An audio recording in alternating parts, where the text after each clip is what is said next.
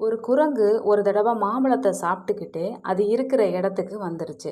அந்த மாம்பழத்தோட டேஸ்ட்டு அதுக்கு ரொம்ப பிடிச்சி போனதுனால அதுக்கு ஒரு ஆசை வந்துச்சு. மாம்பழத்தோட விதைய மண்ணுக்குள்ளே புதைச்சி வச்சு மரமாக வளர்த்தா நிறைய பழங்களை சாப்பிடலான்னு அது நினச்சிச்சு. உடனே மாவிதைய மண்ணுக்குள்ளே புதைச்சி தண்ணி விட்டுச்சு. குரங்கோட மனசு மாம்பழம் சாப்பிட்றதுல தான் இருந்துச்சே தவிர மரத்தை வளர்க்குறதுல இல்லை. டெய்லி காலையில் எழுந்திரிச்ச உடனே அந்த விதை முளைச்சிருக்கான்னு பார்க்கும். டெய்லி மண்ணை தோண்டி விதையை எடுத்து பார்க்குறதும் புதைக்கிறதுமா இருந்துச்சு. கொஞ்ச நாள் இப்படி பண்ணிக்கிட்டே இருந்துச்சு. ஆனால் அந்த விதை முளைக்கவே இல்லை. ஒரு நாள் அதுக்கு பயங்கர கோபம் வந்து அந்த விதையை எடுத்து காட்டுக்குள்ளே வீசிருச்சு. இந்த கதையில் குரங்கோட ஆசை நியாயமானதாக இருந்தாலும் குரங்கோட அவசரம் நியாயமானதாக இல்லை.